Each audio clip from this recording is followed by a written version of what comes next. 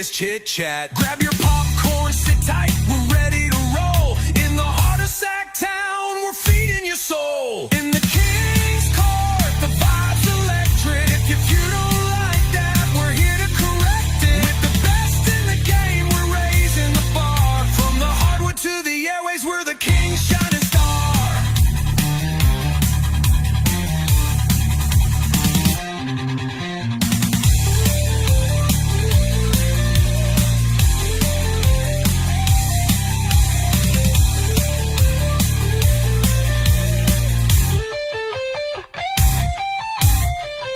With the NFL, Adams in the ring.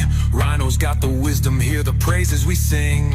Court in session, it's a royal affair. With the fans all around, feel the passion in the air. In the King's Court, the vibe's electric. If you don't like that, we're here to correct it. With the best in the game, we're raising the bar. From the hardwood to the airways, we're the King's shining star. Make no sense. Much like the Kings and some of the transactions today. That don't make no sense. It don't make no sense. Maybe there is a bigger picture to it. Sorry for the technical difficulties.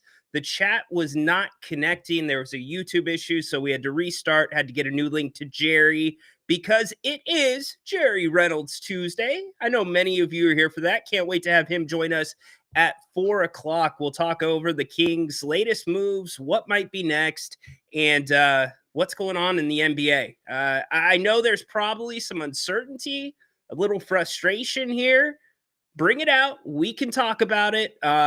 Certainly some frustration on my behalf for this fan base. But Jerry joins us at 4 o'clock. Jerry Reynolds Tuesday, let the good times roll. King's So legend in the house. She's got the maybe around 3:45, 3:50. Start putting your questions in for Jer, so they're all right there, and we can get those addressed.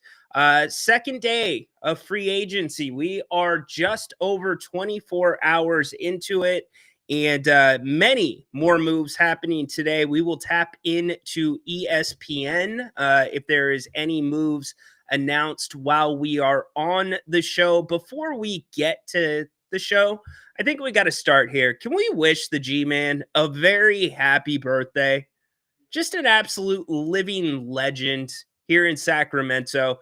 Couldn't be a kinder guy either. When Grant and I shaved our heads for charity 4 years ago at Bennett's, G-Man was there supporting, and his legendary calls, the fact that he is able to maintain an 82-game schedule, including 41 on the road, at his age and everything going on in his life and working, doing some of the best work of his career. I don't even need to tell you what play this is. You know what play this is. He stops. He fires from 20. He's got the bucket. So many great moments. He's got the bucket. When the Kings broke the playoff drought, his call there, G-Man is so good at painting a picture, and he's so unassuming. And G-Man, if I may, really quick, it bugged the heck out of me when they moved him off the scorer's table and moved him towards the top of the first deck, at the end of the first deck at Golden One. Maybe that was his wish, and we don't know that, but I like seeing G-Man. So, G-Man, I like seeing you at the table. You deserve a front row seat. Many would argue you and Jerry deserve to be at the heads of the table. So to you, Mr. G-Man, I can promise you will not get as unique as a birthday wish anywhere else than you will right here on the King's Court. We got Mike Tyson to sing you happy birthday, G-Man. Hey, yay, yay, it's your birthday. Hey, hey, hey, it's your day. It's not Monday, it's not Tuesday, it's not Wednesday, it's not Thursday, it's not Friday, it's not Saturday, it's not Thursday. It's your birthday. Happy birthday to the G-Man. Can't wait to see him back for another season. When this next one tips off, he has already announced that he will be back. Free agency. It's what we're doing. It's what we're tracking. I got to get my screen share up so we can have all of our other graphics. But we're going to talk about what the Kings did today, some significant moves made around the NBA today. The Damian Lillard buyout, I thought that was fairly significant. This whole premise of Giannis not being happy with Dame being basically released, but they're extending the payments on his contract. It's going to be over 5 years. So it's going to be, I believe it's right around $22 million a year cap hit. And for Dame, actually, let's say this. There were talks that he might not actually pick up the option, which is on his contract next year. Obviously, he's rehabbing from a torn Achilles. Seems like there's going to be a decent amount of interest for him. But back to Giannis, this whole premise that Giannis didn't know, Giannis didn't sign off, it's BS. This is Giannis's out if he decides to leave Milwaukee. They are running everything by Giannis right now. Going back to last season when Chris Middleton was traded, one of his best friends on the team. So Dame Lillard, one of the more notable moves. Miles Turner changes homes. He ends up. Oh, we don't need copyright violations. That is the song when a basketball contact is calling me. So let's put that on mute. I don't think it's anything that needs to be taken on the air. But this limitation thing, stop. It's going to be his out if he leaves. So Miles Turner heads there. They have to free up some cap room to make that all work. So we're tracking the free agents. We are getting that done. Now let's turn to what all of you care about, which is here in Sacramento. Let's talk what the Kings have done today. Whoa. Didn't see this coming. I can tell you, Jonas Valanciunas at $14 million. I believe it's 14 over the next 2. Might be a little bit less than that over the next 2. He already showed his worth last year when Domantas Sabonis was out. Remember when Domas went out and he had to step in? He stepped in and he played really well. At times, the team looked a little bit better, a little different. Not a shot at Domas by any means, but it was a different version of the Kings. They get Dario Saric in return. I'm having a real hard time understanding this. We're salary dumping your backup center.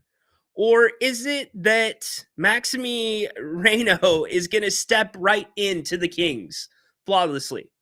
Are the Kings trying to make the rest of the Western Conference better? Denver's problem was they never had that good, solid backup center to back up Jokic. Well, guess what? You got him now. Jonas Valanciunas was the highlight of the trade deadline last season. So Scott Perry, a different set of eyes on things than the previous regime. And I'm thinking salary dump. Why are we salary dumping Jonas?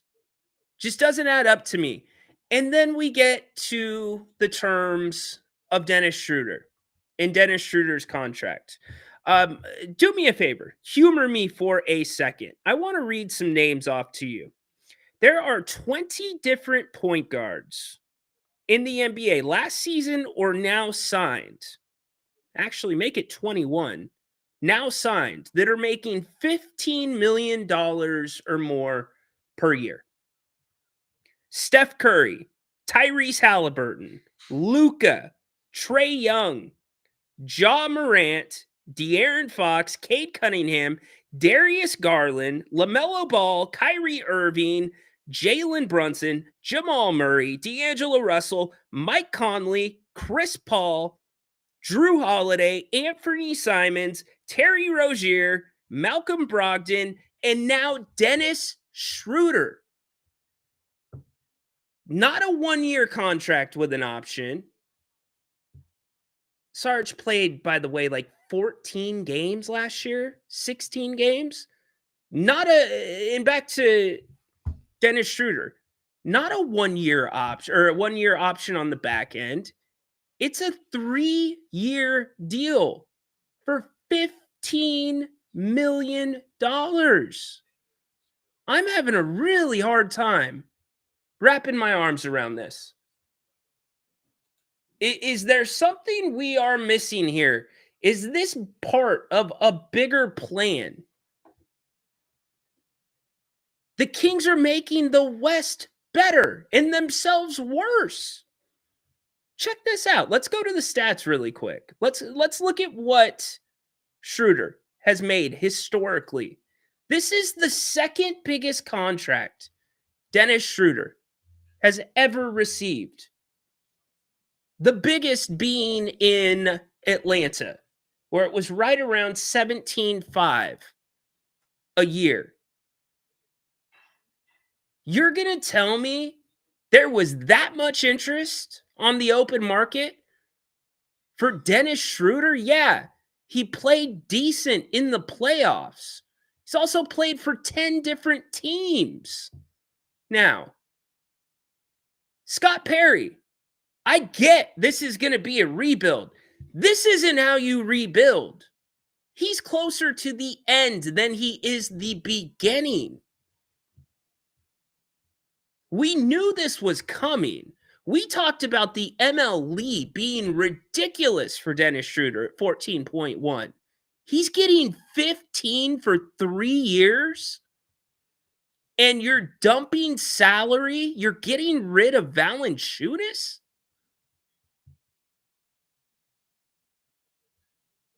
I listen to this. This was NBA TV earlier today. This was NBA TV. It says it all when they were talking about breaking news. No, nothing on Dallas. Dennis Schroeder is officially agreed to terms with the Sacramento Kings. Okay. That's what I can report. We're going to talk about the New York Knicks. You stack the paper on the table, hit it twice. Okay. We're going to talk about the New York Knicks. Dennis Schroeder was actually on, I don't know if he was on some type of online forum talking about Sacramento. Here's what he had to say. City of Sacramento is pretty nice. Warm weather. So, I mean, we going to be straight. Heard it's a family affair over there, so 3 years. 3 big years. Shout out to Sacramento Kings, man. I appreciate it.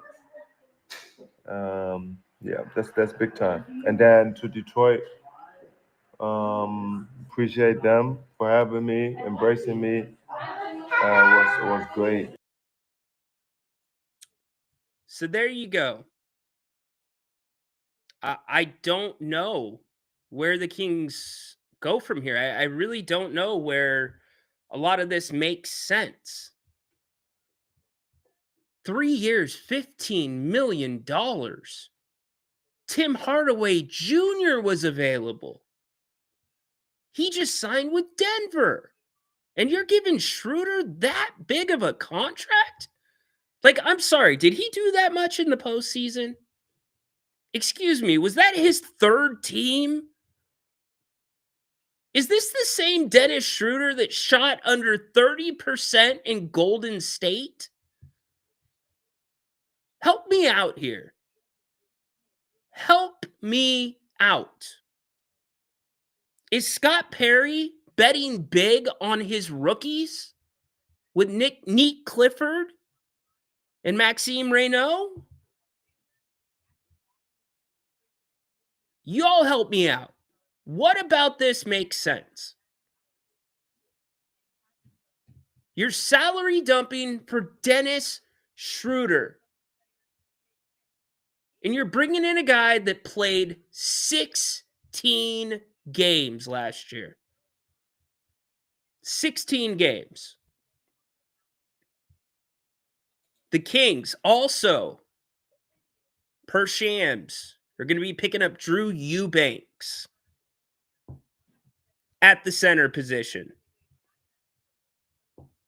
That just dropped about 40 minutes ago. 50 minutes ago. Now, along with this kind of wild free agency that's just not really making any sense to me, last night you had Bleacher Report put out that Malik Monk might be on the market and it was going to be for Dennis Schroeder, all those things. And we're like, in no way does that make any sense. Malik Monk is not leaving Sacramento. My understanding is Malik's fine. He's going to be here because the whole thing was a sign and trade. But to make free agency even more bizarre, oh, this is it. Schroeder used the momentum, the strong second half playoff finish with the Pistons after being involved in the complicated Golden State Miami Jimmy Butler trade to land this $45 million deal in Sacramento. We talked about Malik. This is what complicates things for me.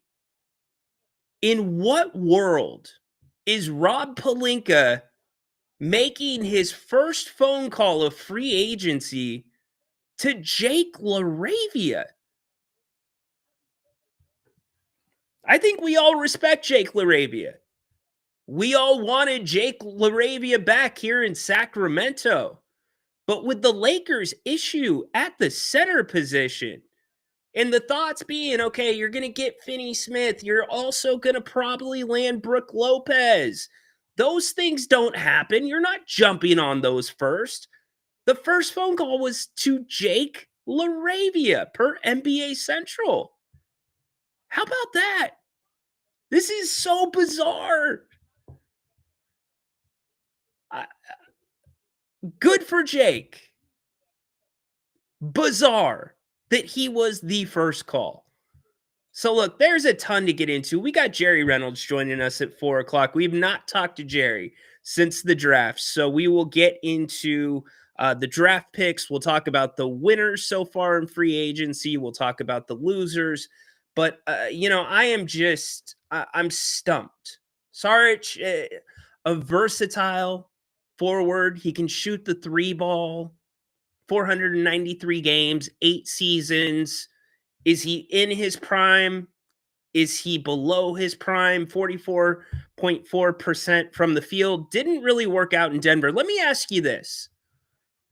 If he didn't work out in Denver playing with Jamal Murray and Jokic, who are a better combination than anything the Kings have had with Sabonis, but to a degree, Sabonis and Jokic, both big men that pass, that facilitate. If it didn't work there, why is it going to work here?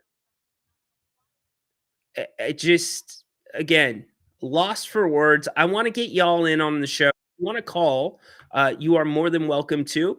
You can scan the QR code that's on the screen, or you can hit the link that I just posted in the chat. Linda, thanks for being here today. Kings are so lost. I agree. 100%. Are we signing Sophie yet? I don't know who Sophie is. Sorry. No, he is trash. I'm not going to call an NBA player trash. I just don't understand Scott Perry's vision. I'm the same person that was sitting here praising Scott Perry on Friday for the draft that he had and getting back into the first round.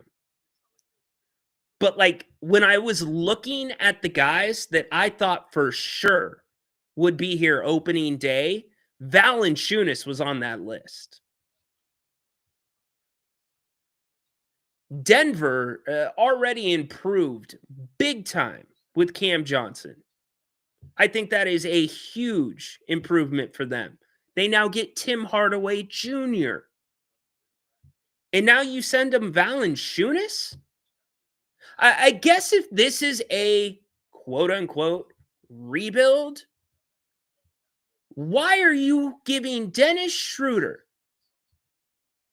who's played 842 games in the NBA for 10 different teams, why are you giving Dennis Schroeder 3 years at $15 million? Those don't add up to me. And Dennis Schroeder doesn't check the boxes. I would sit here and be questioning Russell Westbrook for 3 years at $15 million, but I would get it. I would get it. MVP. I would get it. Great play in Denver. Sacramento, you got to pay the premium if you're Sacramento. All those things make sense. Not going to say I would like it, but I would get it. I can't wrap my arms. I couldn't wrap my arms around Dennis Schroeder at $14.1 million for 1 year. So imagine where I'm at, and I can only assume where many of you are at with 3 years at 15. PK, kick us off. What's going on today? What are they doing, man? I have Like, no do they idea. hate us? Dude, do they hate? Do they hate us as freaking fans?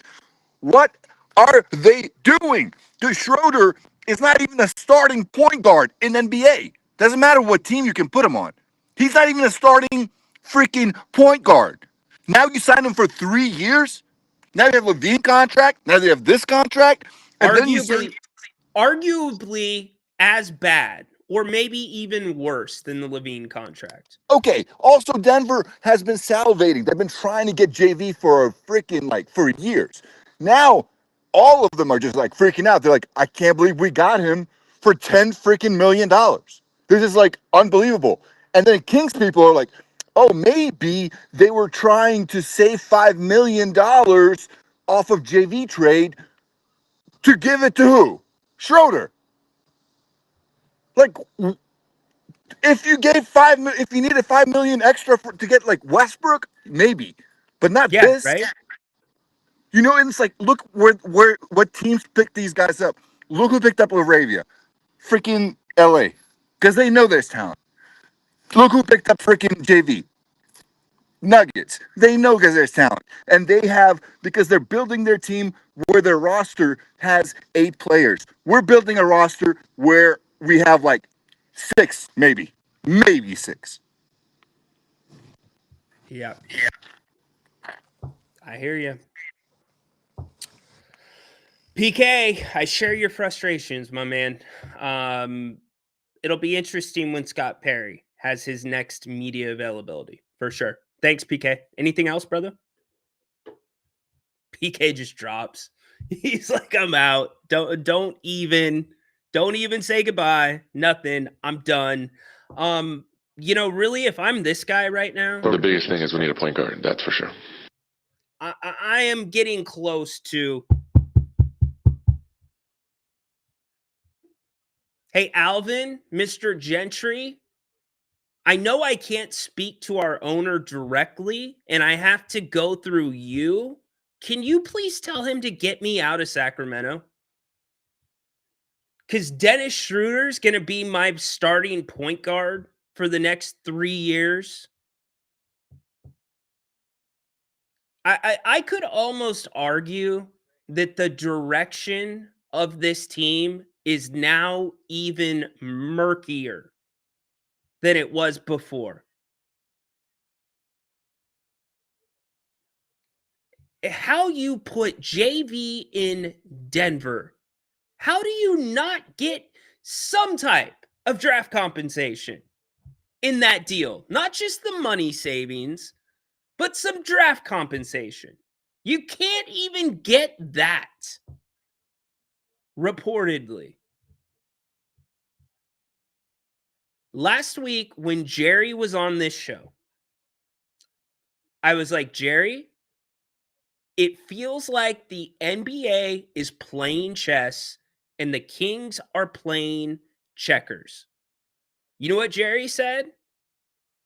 Maybe they haven't even opened the checkers box.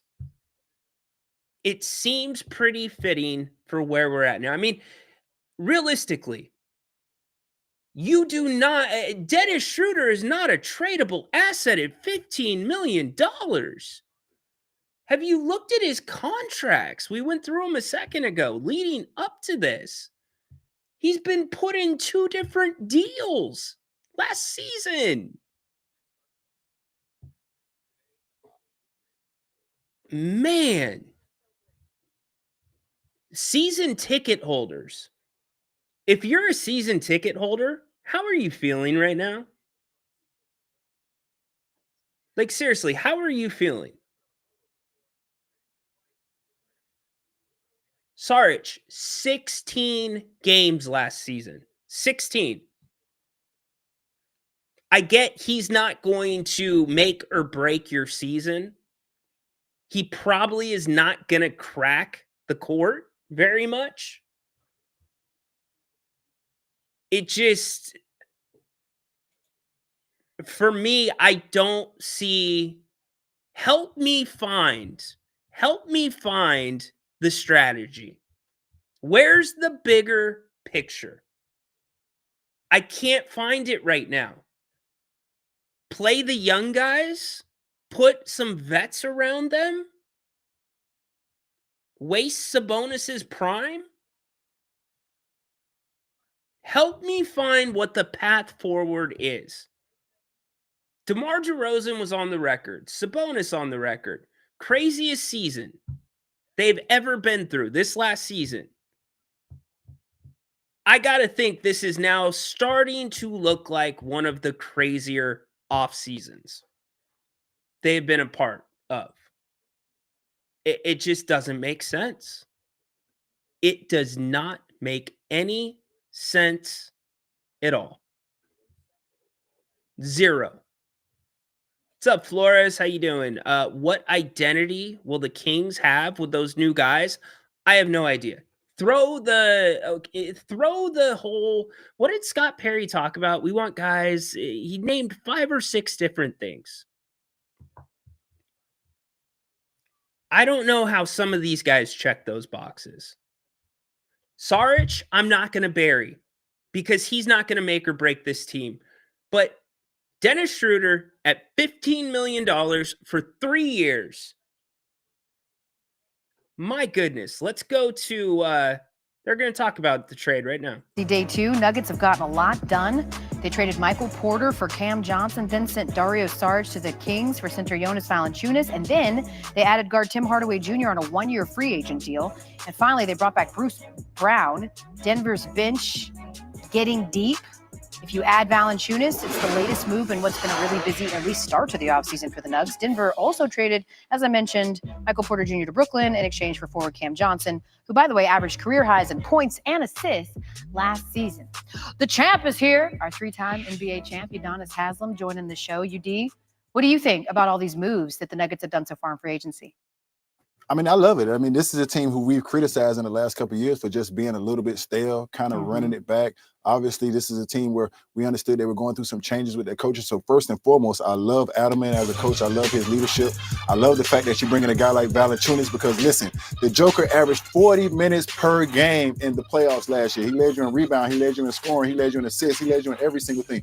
This man needs a break. So like the hot boys say, somebody help him out. So I love the fact that Joker has some help. Cam Johnson, I think, is an upgrade, and this is no knock on what they lost, but I love him as a basketball player. He can score the ball. He can defend.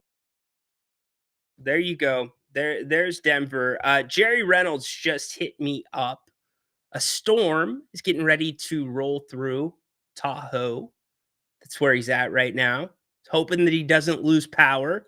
So we'll see. I would say that he is probable as we sit right now. Jerry Reynolds, probable for the show. Gammon, here's my issue with Dennis. He has horrible matchups where he gets humbled. Fox ate his lunch. Here's where I have a problem with Dennis Schroeder. What did we say the Kings were so low in last season? Like way too low. Mind-blowing low. Basketball IQ. Basketball freaking IQ. Something that when you're in the NBA should be built in. For some players, it's not. It's pure athleticism. It's I know I am physically better than you, no matter what you do. I don't think Dennis Schroeder has basketball IQ. He's been on 10 teams. Now, I'm looking at what the Rockets have done. I'm looking at what you just heard about Denver. I'm looking at what Memphis has done. What about the Spurs?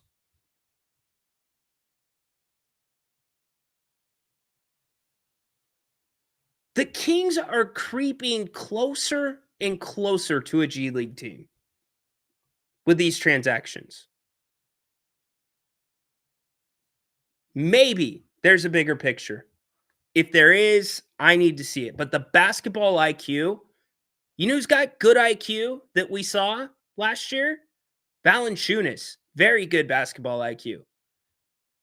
What I see from Schroeder is a guy that has a little bit of a temper, that can't defend. Well, I should say this. He defends selectively.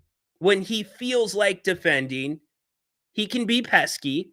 He's not going to be somebody that's going to chase you up and down the court like you would get with a Devin Carter. I don't know. Again, what are your desirable pieces at this point? If you were to parlay some of these pieces, I mean, now you are legitimately looking at, so Dennis Schroeder's here. Dennis Schroeder is here. Nobody's touching that. Like, not touching it with a 10-foot pole. So there's your starting point guard.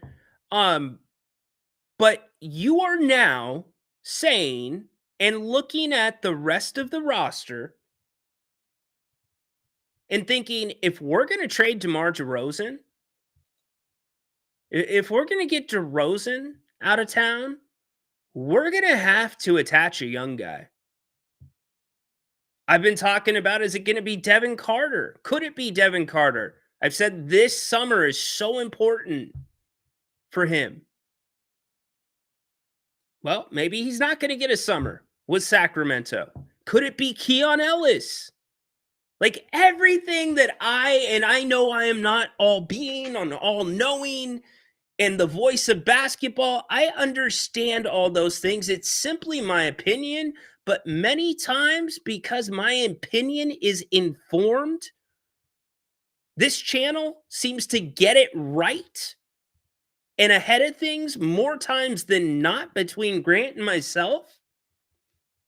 My opinion is you are pigeonholing yourself into a position where now you have to maybe look up or look at giving up one of those, what I call universal pieces. Keon Ellis, universal piece. Keegan Murray, universal piece. Devin Carter, we'll see. Jake LaRavia, gone. You are now looking at having, there's no way, Peter. You think that extending Keegan Murray right now would make zero sense with what the Kings have done. No, McBuckets is not here anymore. I had said the next few years until you get out of the Zach LaVine burden, or Zach LaVine can play himself into an asset, a tradable asset,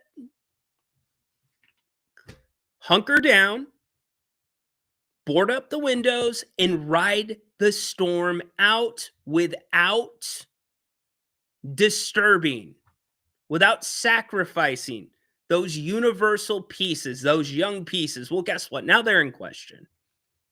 If I'm Domantas Sabonis today, do you think, what's your reaction if you're Domantas Sabonis? You know what it is? Domantas Sabonis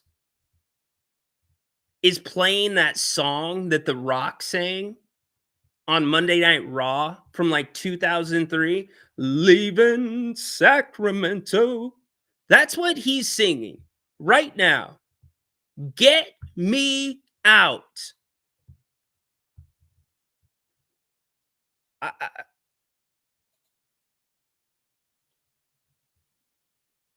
I need your guys' help. Look, I can rap with you guys for 2 hours straight and gals. But right now, I am at a loss of freaking words.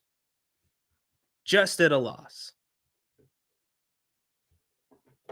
Again, if you're just joining us, the Kings today finalize a 3-year, $15 million contract.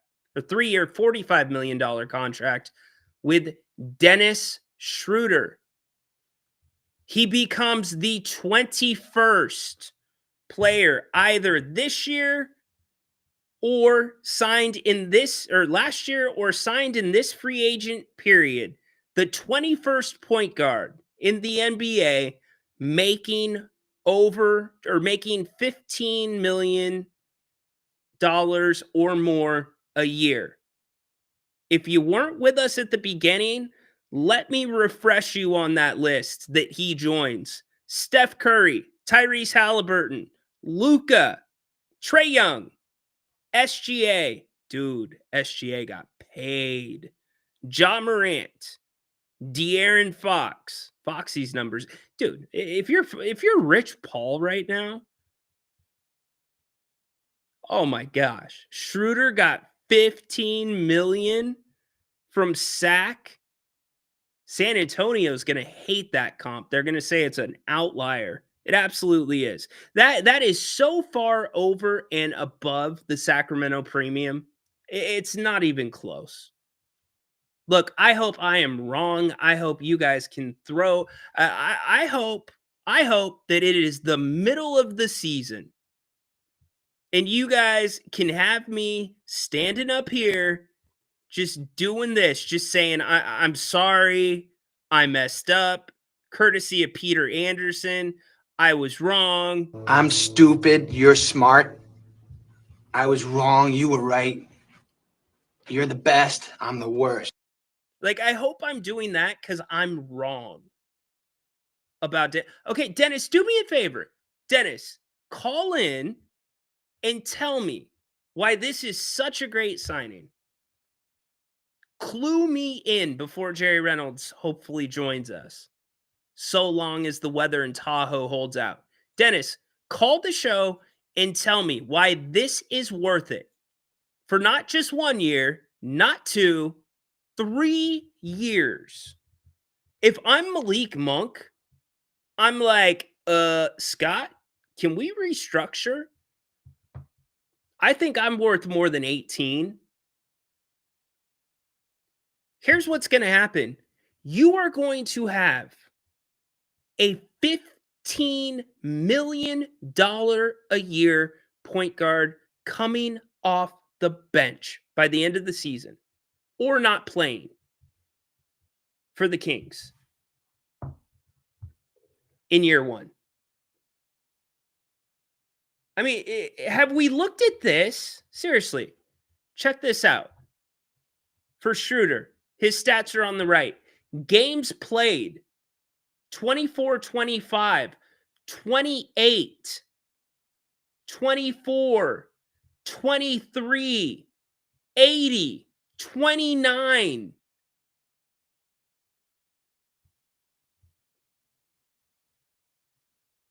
Excuse me? Let me repeat that. Oh, I guess they're split up. Okay, you know what? Let's be fair. Those are split up because he was on so many different teams. You got to add those top ones up, those 3 top ones. So 75 games altogether last year, 80 games the year before. No adding. Well, there you go. 3 different teams. This is, yeah. Help me make sense. Dennis, if you're so high on Schroeder, call the show. I would love to hear from you. We're going to be talking hopefully with Jerry Reynolds here in about 15 minutes. Peter, Thinking face. Yes, I know. Thank you for the super chat, brother. Very much appreciate that. Man. Holy moly. So what do you guys think? Do you think Giannis is going to be on the move now that Dame has been bought out? Dame was extremely excited about being bought out, by the way. Just not the right place for him. Some notable action from around free agency today. Nickeil Alexander-Walker is headed to Atlanta with a sign and trade 4-year, $62 million contract. So wait, is Dennis Schroeder making more than Nickeil Alexander-Walker? Let's do the math. I can't do it in my head right now and host a show because I went to San Diego State. But what's that come out to? 4 divided by 62. That's less than Dennis Schroeder's making. It's got to be. Yes. Oh, it's a little bit more. Okay, never mind. 15 times 4. Okay, he's making a pinch, just a pinch more. Dennis, man, I am sorry for burying you. This is nothing personal. This just does not make sense.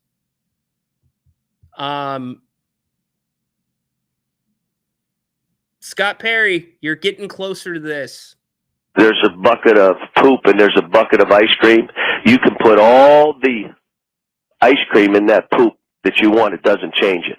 But one little pinch of that poop in that ice cream ruins that ice cream. And I'll tell a guy, you, my man, are the poop in our ice cream. Getting closer to being the poop in Sacramento's ice cream, Mr. Perry, with moves like this. Your motivational Monday, does Dennis buy into the motivational Mondays? I was just praising Scott Perry. Seriously, this is an honest question for everybody. Can you remember a GM that had a really, in what I felt, yeah, no doubt, what I felt, considering the circumstances, oh, dude, my voice is bad.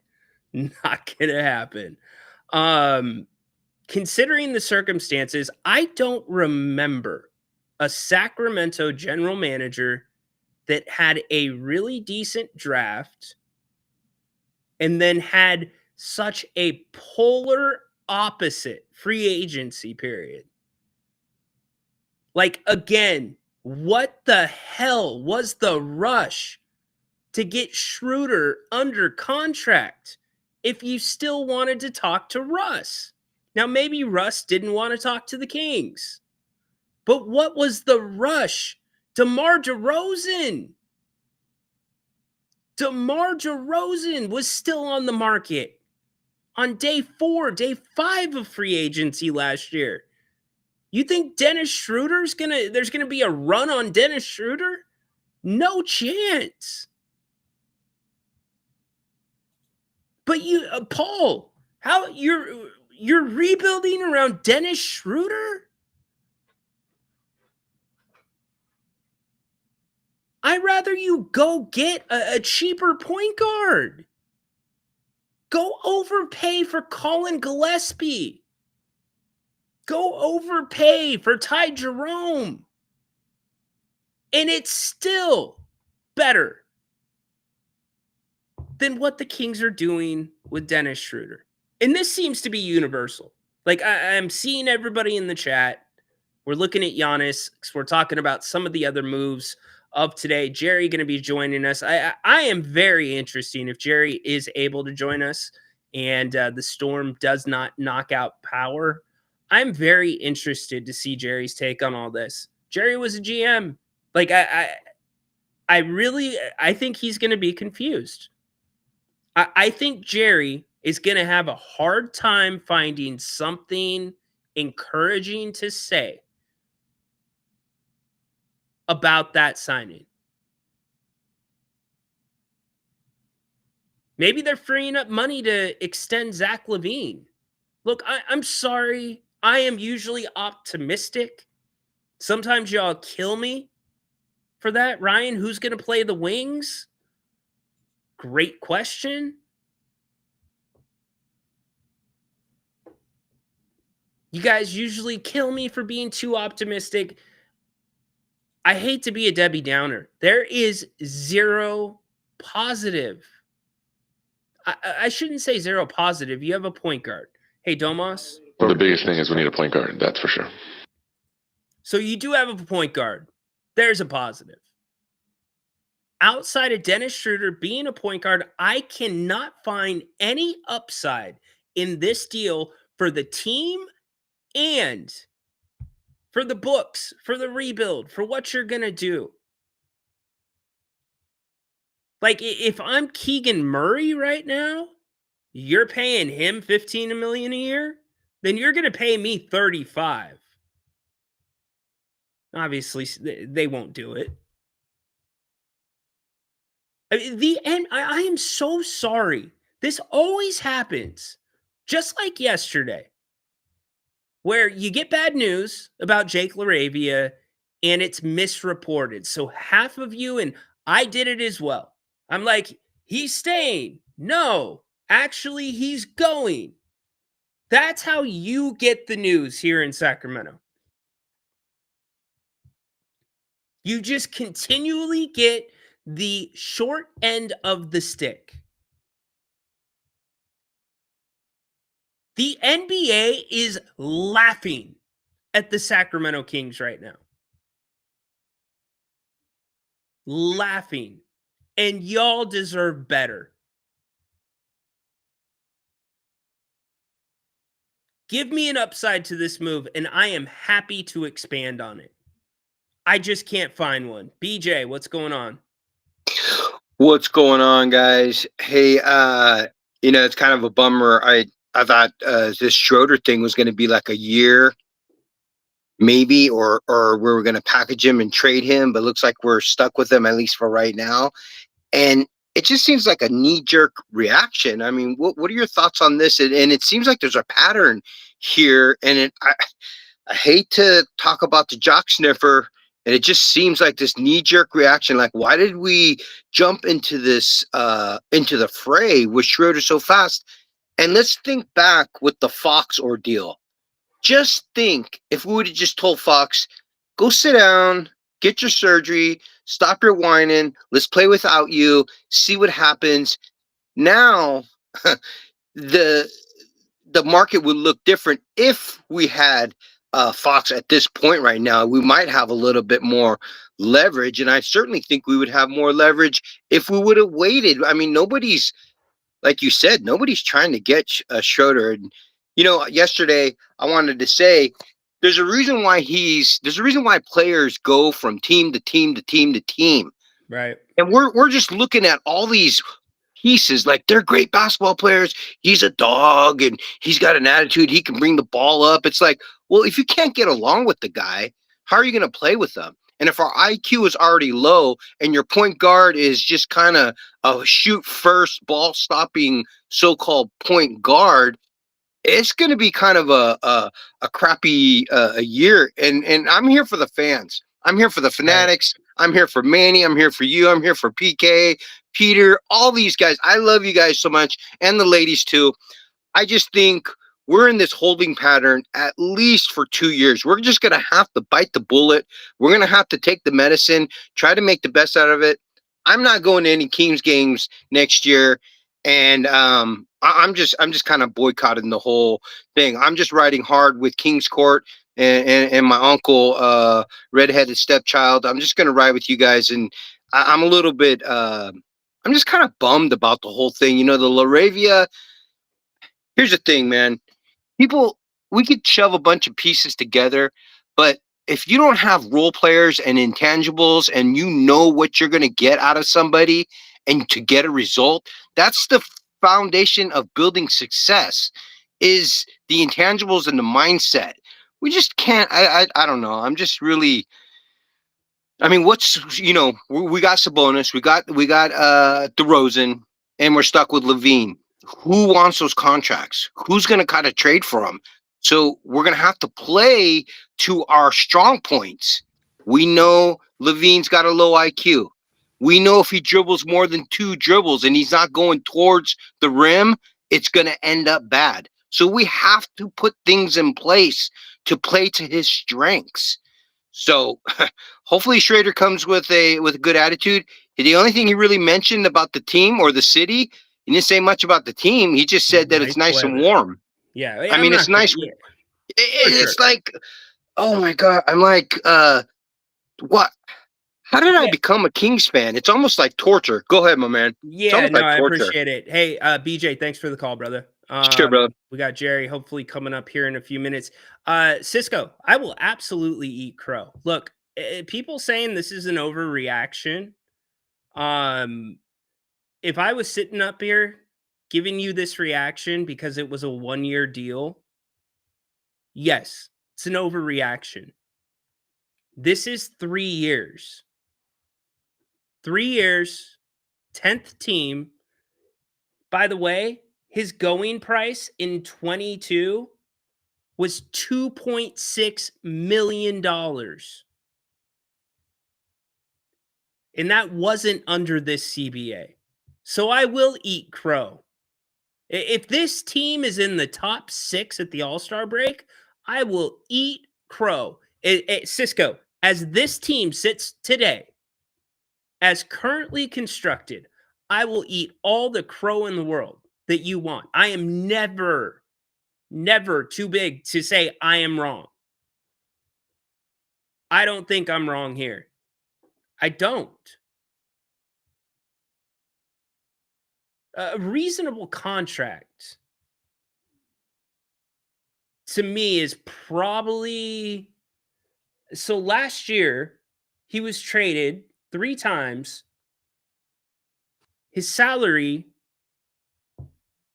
was 12.4. It's really interesting.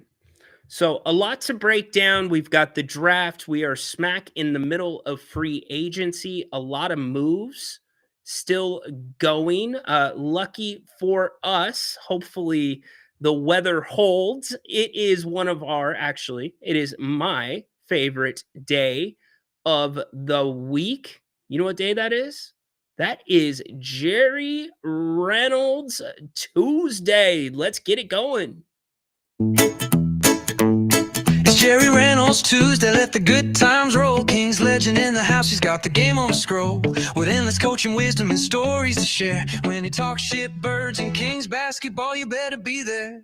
Jerry Reynolds Tuesday's the place to be. Basketball magic, it's a sight to see. Chicken and dumplings on his plate. With a side of laughter, it's a perfect fate.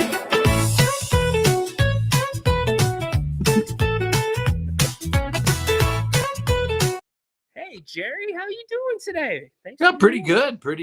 You know, just happy to be able to get on with you today. We kind of had a little storm up here in South Lake Tahoe, and so I was a little concerned.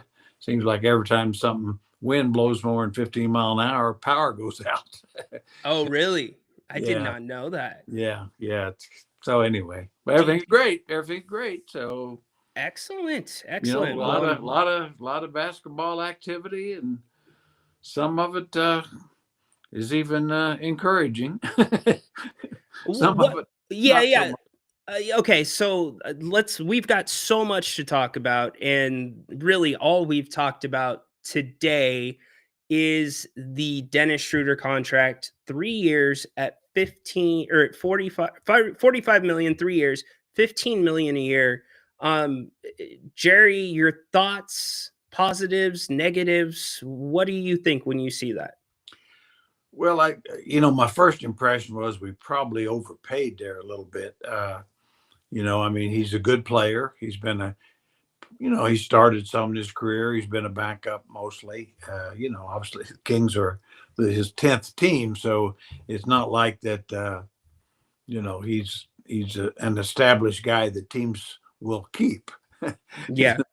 So I mean, so there's that. But I think the third year is only partially guaranteed, which is good. And the fact he's going to be 32, kind of disappoints me a little. I was hoping they would go for someone at least like Tyus Jones or someone younger, a Ty Jerome, but he's, as a veteran, he might actually be better for the Kings short term. I think he's kind of a bridge point guard, a placekeeper, and so there's that. Just one last thing. I was kind of hoping that they'd try to make a move to get Jaden Ivey Yeah. because in other words, Schroeder played pretty well for Detroit last year. Ivy's coming off injury, and they got, of course, Cade Cunningham. So I just thought might be a chance where he might be available. And of course, he obviously was hurt all year, but clearly he has a lot of talent, as he proved to the Kings a couple of years ago with like about 35 and a win.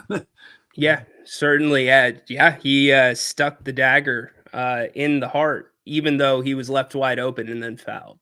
So that plays into it. There was that, yes. There was that as well. Does the timing of the signing, is that a little curious for you? Because I don't think there's a big Dennis Schroeder market. I don't think there probably was, to be honest. I mean, he's one of those guys that his teams really get desperate for point guards. If he wasn't signed, I think he'd have gotten a contract, if not Detroit, somewhere else. Now, I think the problem the Kings had, they just felt like, in my mind, that it seems they felt like they had to get somebody. Mm-hmm. Since, they really don't have anybody that they know for sure can play the position. I'm probably one of the rare few people that thinks that maybe Carter might be a guy that can, but you can't know that right now. That's the problem with all the injuries and late start he had in his rookie year. But summer league, I'm hoping, certainly like fans are, that he'll show a lot and maybe can prove that he might be a guy that could play that position.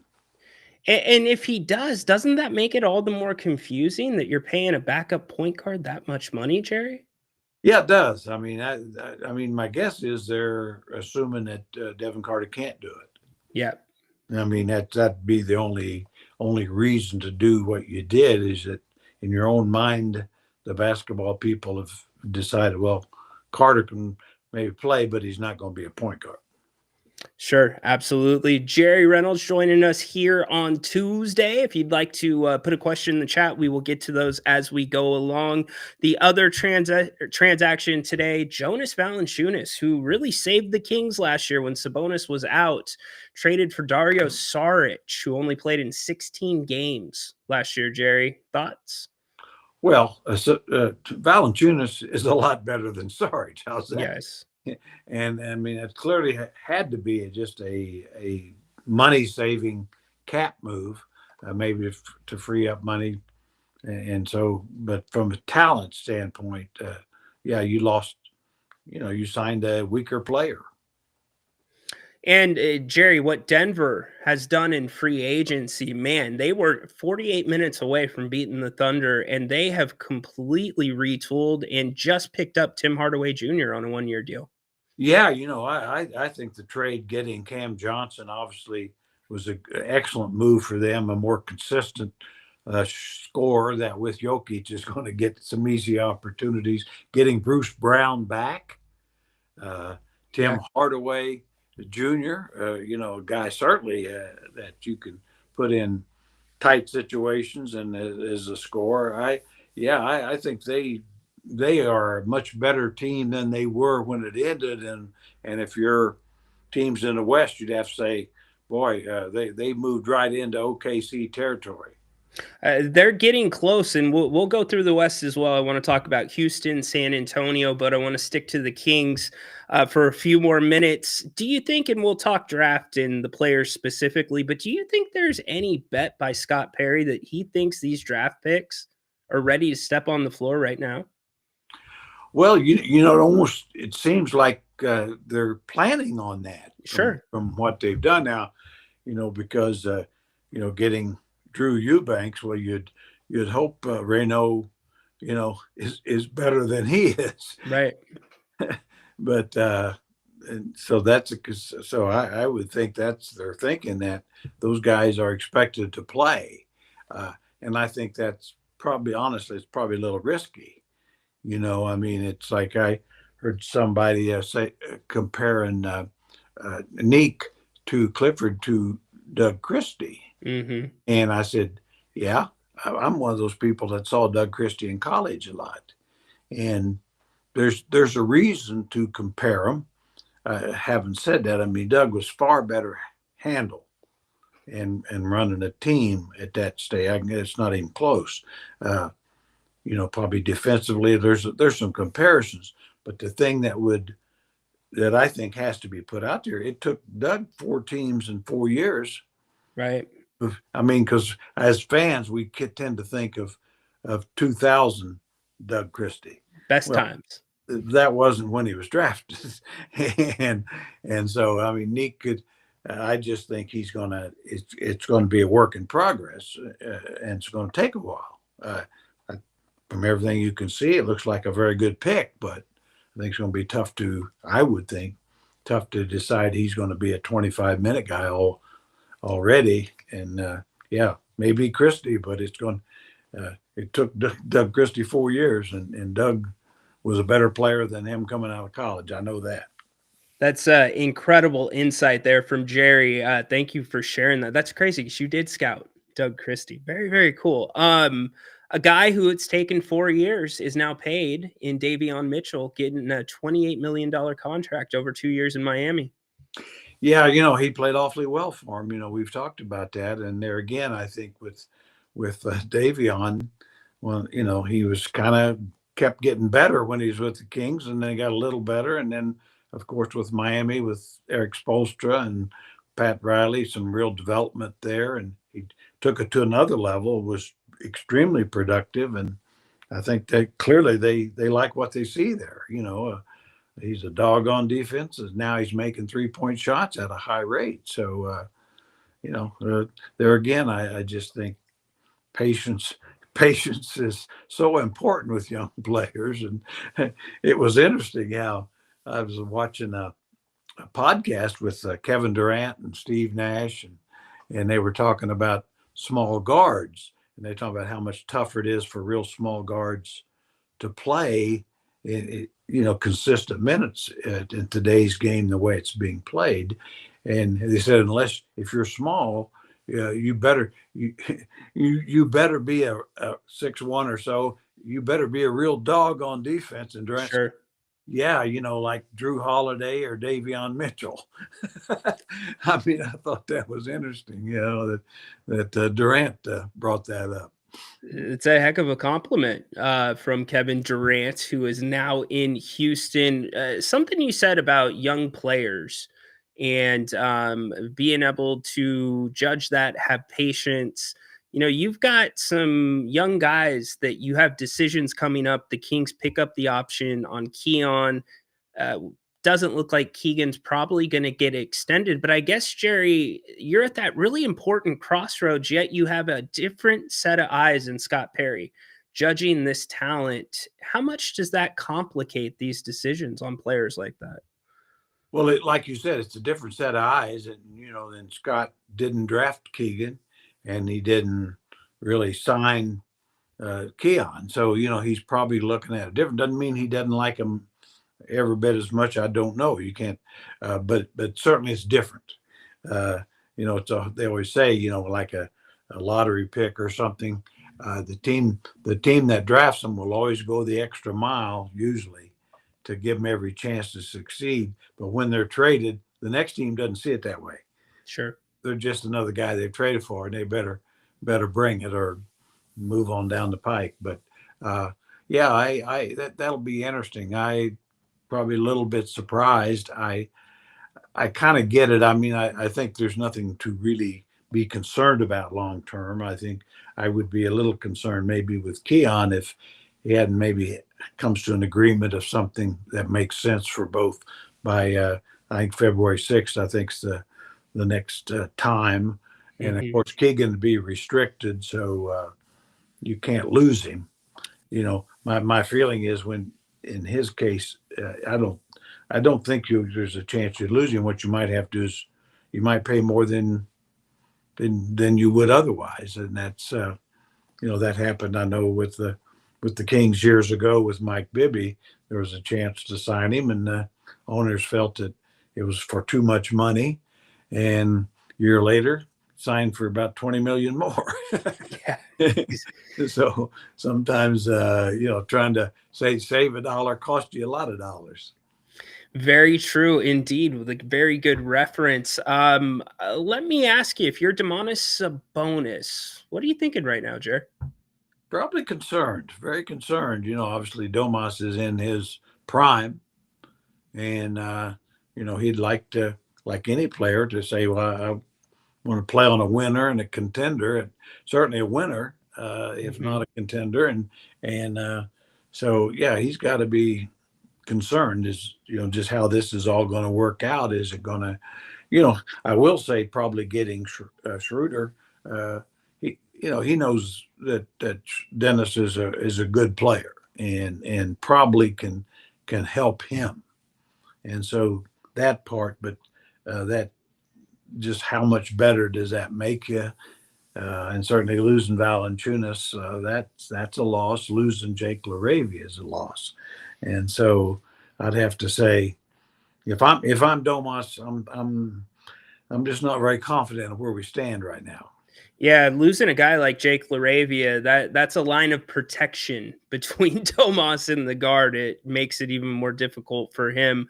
If you're looking at Scott Perry's draft and now you're looking at these first two moves, does it feel like we've made a little bit of a U-turn? Yeah, I think so. I mean, certainly I like his draft. I think getting into the first round, I think as a fan, gives us more hope. You got a first round guy there, and then I think in the second they got a guy with some potential. Now, a 7-1 guy with potential is that until he proves that he can play at a high level or a reasonable level. So we just don't know. But I like what they did. I like what they did there. Now, but it does seem that they've kind of turned the corner. It certainly looks like to me they're trying to redo this team, and obviously I get that. But I guess my question now would be, and I probably fans might agree or disagree, but as long as DeRozan and Levine are probably on the team, you can't redo or rebuild. I mean, now that doesn't mean there's a long time between now and October, and I know the Kings aren't done, and I know Scott Perry, he's a smart basketball man. He knows certainly more than we as fans know, and what conversations they've had. But it is a case where if you're trying to redo the team and rebuild it, you can't hardly go into the start of the season as kind of they are, and the only thing you are is older. Yeah, very much so. I think Zach Levine's kind of off the table. I don't think that contract's tradable. We've covered that many times. But as you've looked at how free agency's fallen over the last couple days, are you seeing any teams that might be in the need of a guy like DeMar DeRozan? Well, I thought maybe Houston might, and Miami would be too. And Miami said they're not. And then Houston, I think whatever interest they had went away with the Durant signing. Sure. So, yeah, I think the market might be a little thin right now. The Kings, smack in the middle of free agency, making moves. We've got Jerry here to talk about them with us. If you have some questions for Jerry, put them in the chat. I saw a few. We'll try to get to as many as we can. I'm sure you're really excited about 4th of July weekend up in Tahoe with all the people. Well, that I won't be here by then. You're like, I'm going the other way. Me and Mr. Reynolds clear out. We're not. We're well past that. I'm probably probably like fireworks about the least of anybody. Really? Yeah, well, I mean, how many times do you need to see them? You know what I'm saying? I don't. You know. Anyway, I know I sound like an old curmudgeon, but I've seen great fireworks displays for 50 years. I don't know how many more I need to see. I hear that. You're starting to see more and more of those like park productions and fireworks shows in your own neighborhood. The illegal fireworks are taking over, Jared. Yeah, and we've had some of that too. And I am not a real fan of that either. But that's just just a matter of time. Especially in this area where fire is such a danger. It just takes one wood roof to get started, and who knows? I mean, it'll happen. I mean, there's always a fire or two, but I do mainly you just hope nobody gets hurt. That's the main thing. Any kids or anything, but if it brings people joy and they're careful, and it's for themselves, fine. All good. Yeah. Yep. I've had all the joy I need over the years, so I'll just be joyless during the 4th. Well, you can't be. I mean, you can get your walk in on the 4th. Oh yeah, no. You I'll can find some enjoy joy. I'll enjoy the 4th. It'll just be different. No, I enjoy the 4th. Proud to be an American. We'll celebrate that and celebrate the great country that we're lucky to live in. So there's that. I just don't need fireworks. I hear you. I have all the respect in the world for the people that work in the firework booths this time of year. Yeah, I do too. I mean, they do a lot of good work, charities and things like that. But for me, sadly, I'll give a lot of money to charity when I can, but they'll do it differently. That's all I'm saying. 100%. And they have no AC too. It gets a little hot out here in Sacramento. Yeah. So anyways, we're talking with Jerry. We're talking the NBA, talking Kings. How do you rank the Western Conference right now as we sit in free agency? Well, I mean, I just think it's going to be tough. I mean, I think certainly I don't know of any teams that probably gotten worse unless it's Phoenix, but they weren't a factor last year anyway, so they're worse. I mean, even the Pelicans are probably going to be better. I don't see them as a threat to anything. I do kind of like where Portland's going. I mean, I think that they might be a threat to get in, a threat to the Kings. And, obviously San Antonio, they're set to get a lot better. I mean, Houston, they're for real. I mean, they're clearly better. And the threat, I think, to Oklahoma City. I think Denver is better. They're a threat to Oklahoma City. And Oklahoma City is still the team to beat. Minnesota's right there. Dallas is going to be a lot better. And, they could be real contenders if Irving can come back and play at the high level. And that's a big if. If Cooper Flagg's going to help him, but he won't help him as much as a healthy Irving would, in my opinion. And so we'll see there, but they're going to be a lot better. And, then you look at, I don't know. I mean, obviously the Lakers, I think if they get DeAndre Ayton, which there's certainly rumors they will, it's not like he's ideal because, he doesn't bring it every night. But then again, playing with LeBron and Luka, he'll probably bring out the best in him. And he is a talented, lively, long guy.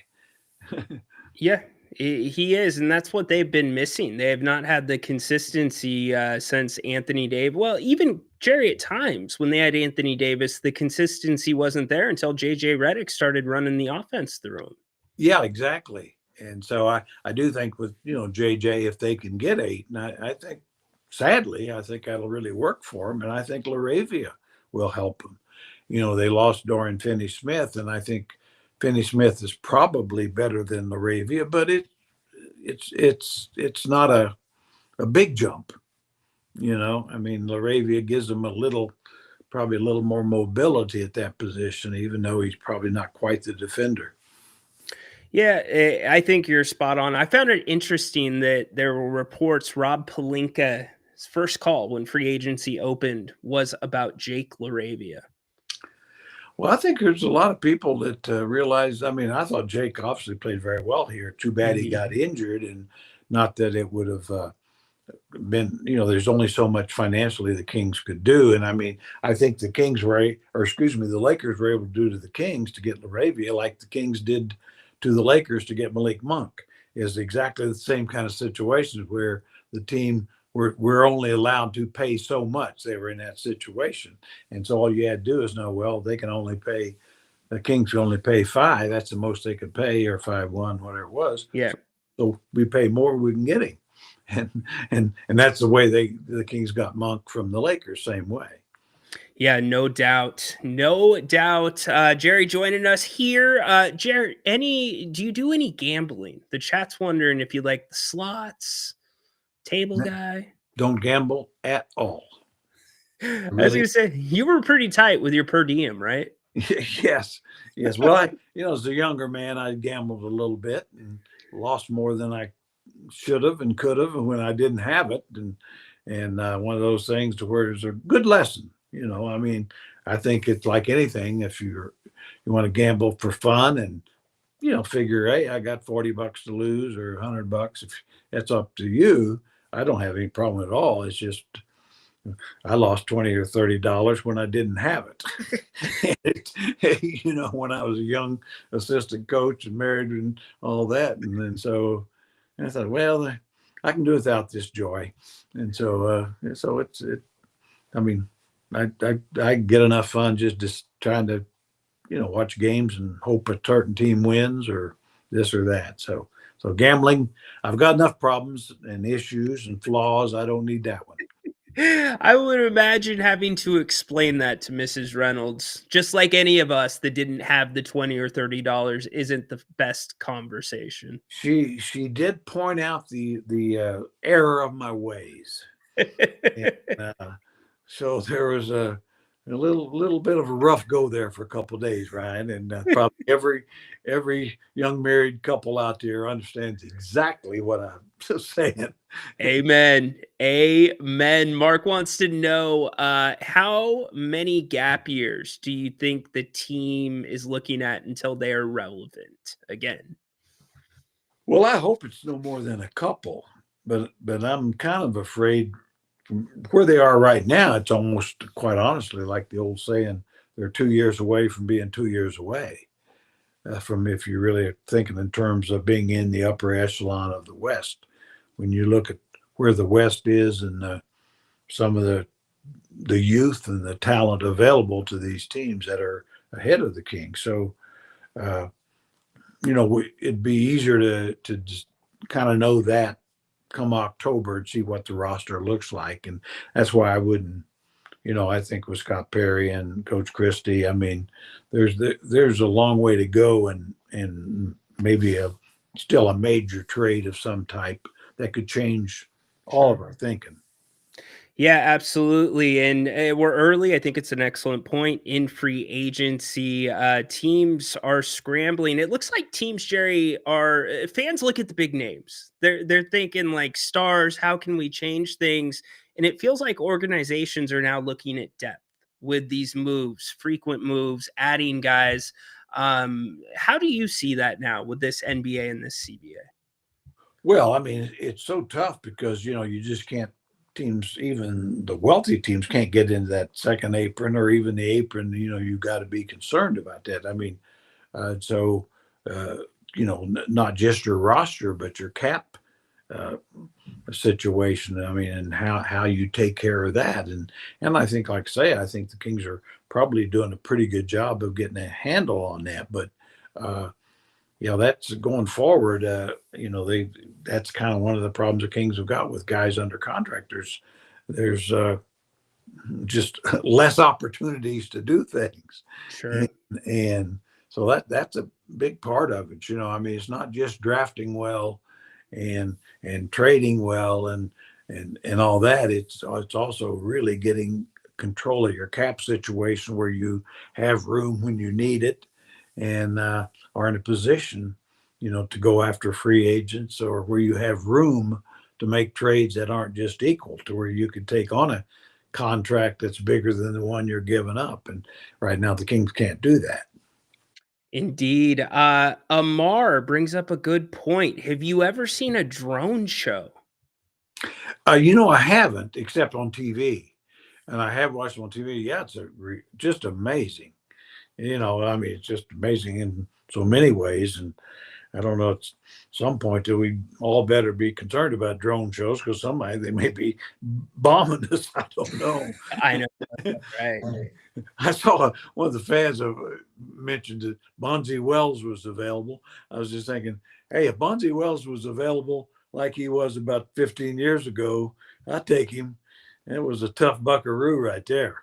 He did not mess around. He did not.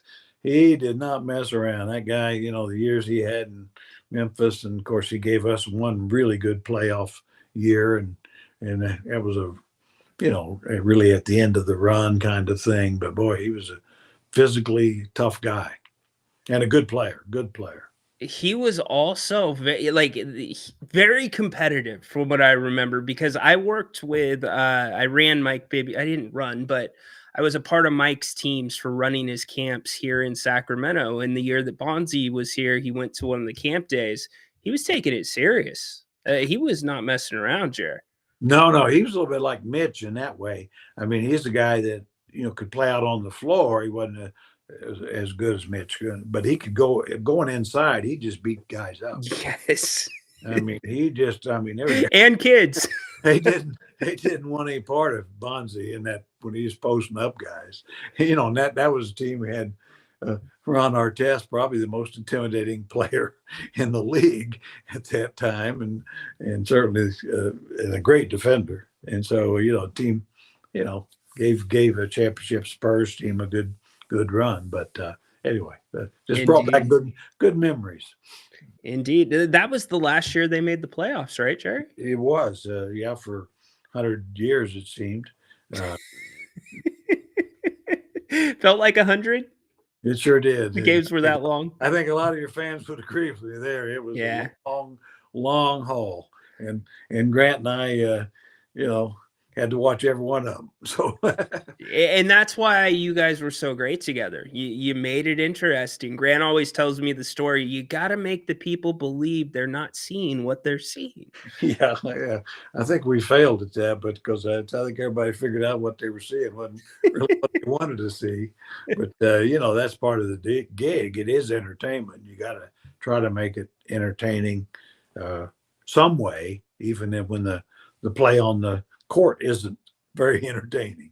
So we did a draft night round 1 show after the first round ended, and the Clippers 30th pick came in, and it was just a mouthful of a name. And Grant goes, and Rhino, I'll let you read the Clippers pick.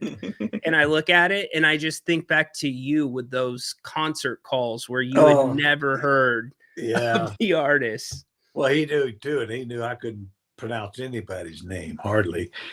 And so I would just stumble over everything. But you always brought the energy with it. Well, I brought the energy, I Yeah. gave him 110%. It just I couldn't pronounce anything. And I didn't know who they were either. So it didn't really.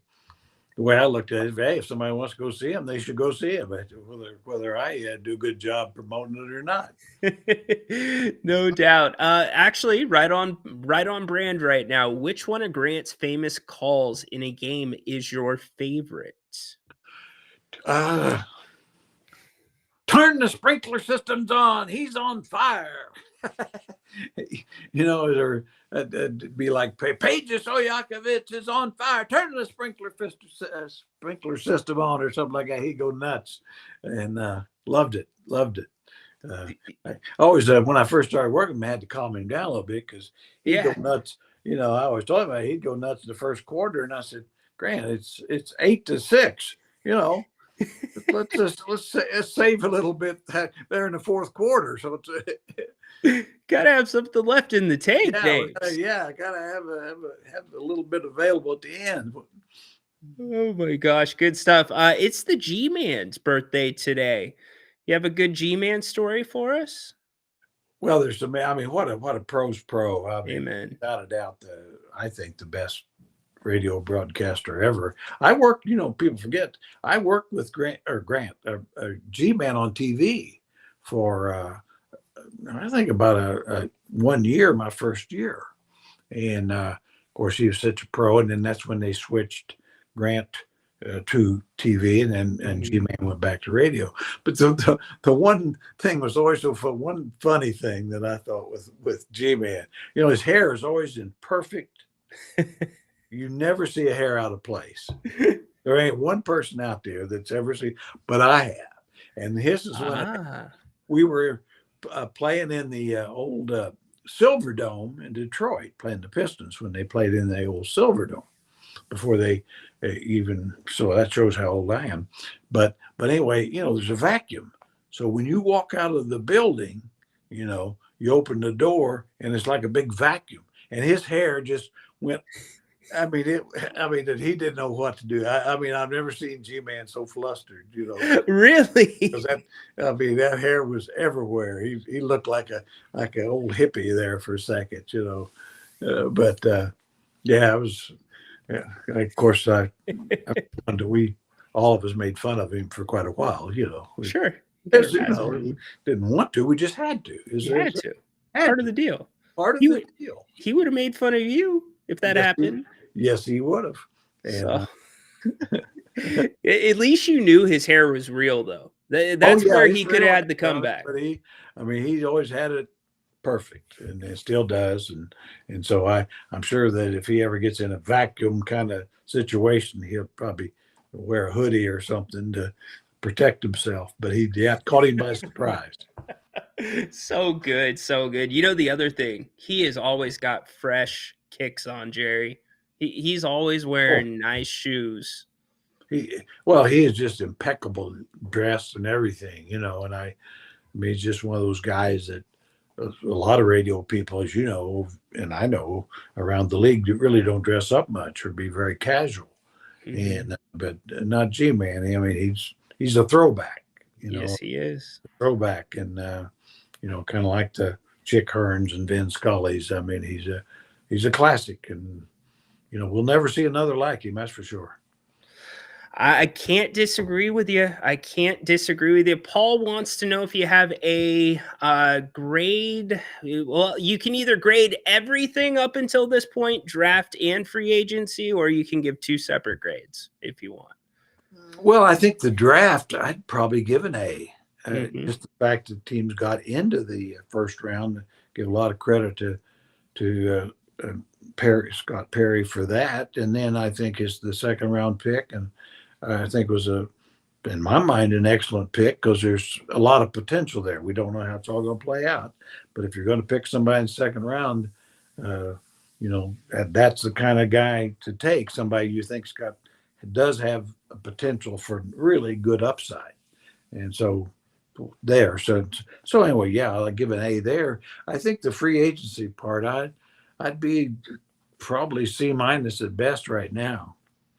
Maybe even a D, because I'm just hoping that the rest of the summer will change that around a little. But I mean, Schroeder's a good player, but he's also 32, and he is who he is.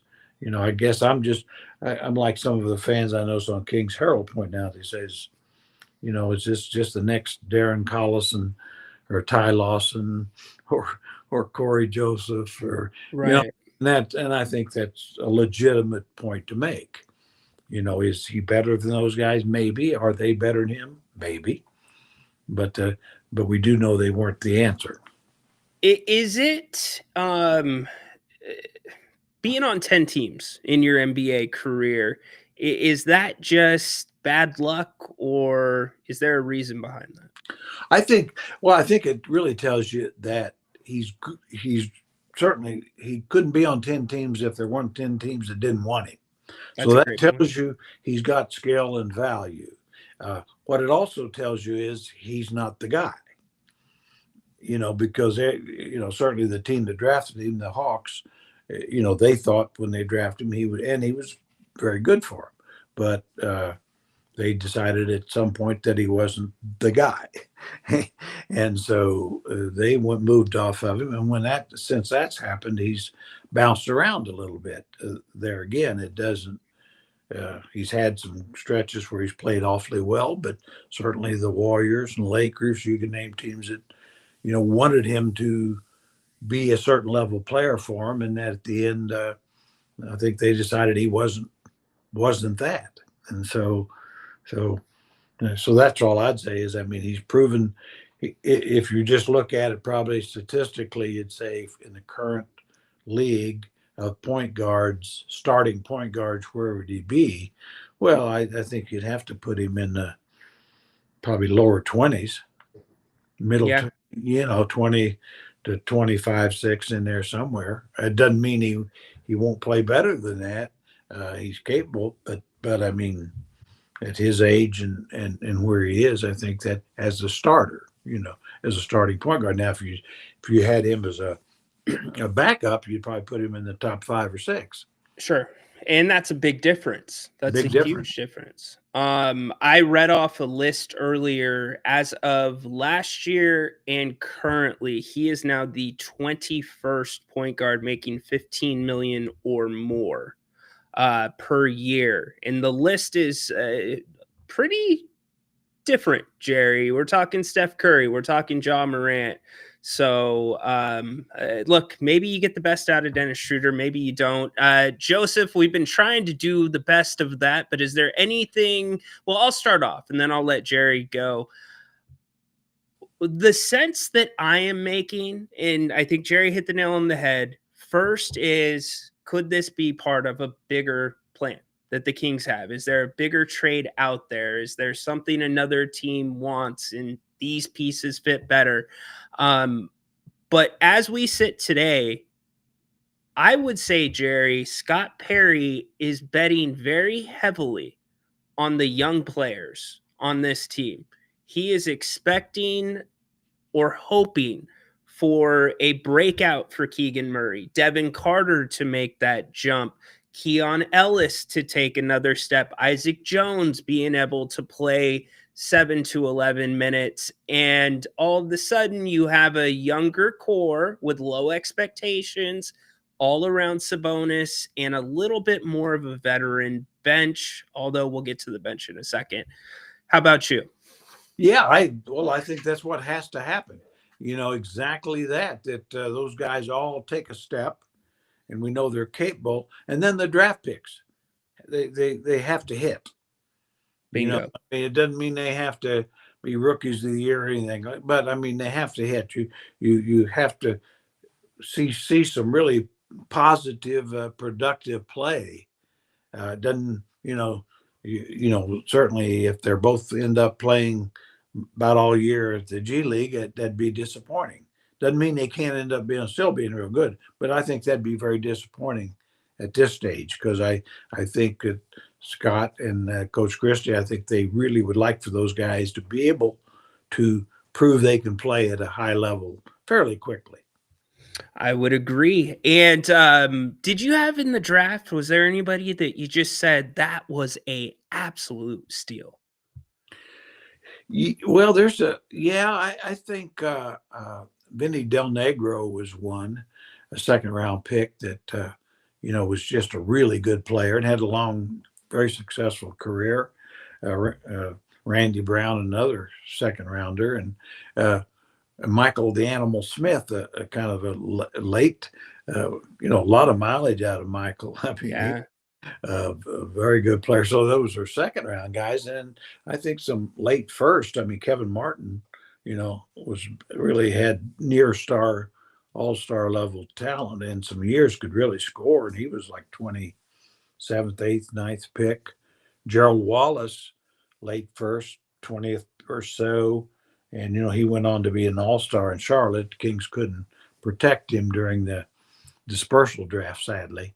Mm-hmm. I mean, they wanted to, but so those are some of the real hits. And then I think then there's some kind of the late lottery guys. Like I always thought Hito Turkoglu was always underrated. In a lot of ways, I think Hito was probably even better than Peja. because not only could he score, but he could really defend, and you could play him as a power forward as well as a small forward. And of course, we saw his best years with Orlando when they went to the NBA Finals. He played at really an all-star level. So those are some of the hits. We always know the misses. That's but those are some of the hits. Well, of course, I think the best one, now that I think of, Isaiah Thomas. Has to be last pick in the draft, right? Pick in the draft. And I know when Jeff Petrie would get depressed and about the Jimmer Fredette being a disappointment, and a lottery pick. And I'd always tell him, I said, well, you drafted a lottery pick. It was 60th. You reversed the order. Because if you drafted that over, Isaiah would have went in the top 8 or 10 for sure. Yeah, what you did was you made a good business decision because you're selling a ton of Fredette merch and you got him out as the first pick. Now you've got the better player on a more friendly contract. So it works both ways. Yeah, well. Yeah, maybe not. Maybe not. Hito reminded me of a kind of a Tony Kukoc. He was a throwback in that way. Yeah, absolutely. That's a good analogy. I think Hito certainly didn't have quite the offensive talent as Tony, but he was a better defender. I mean, he was an elite defender. Yep. He had 2 spots, 3 and 4. No doubt about it. We're gonna wrap up here in just 2 seconds. Was there anybody in this draft that you thought, man, that was a good steal for that team? I it's a second round guy, and I don't know, but I kind of like the Proctor kid at Duke, the point guard. Okay. 6'5", and I don't think he's ready, but I think in the second round, that's the kind of guy I think I'd like to take a shot at. He's played for a high quality program. He was productive. He was a high school All-American. He didn't have quite the career in college that they expected, but then he had so many teammates that maybe took away some shine. Sure. But I just see a guy, a 6'5" guy that has some natural playmaking ability that, has a little Dyson Daniels in him. Not enough maybe, but a little bit. And that's a guy I just love. It's good company to be in. We redrafted last week and we had him up in there, redrafted him a little bit higher. Outside of Cooper Flagg, last question, who's going to be in the running for Rookie of the Year? I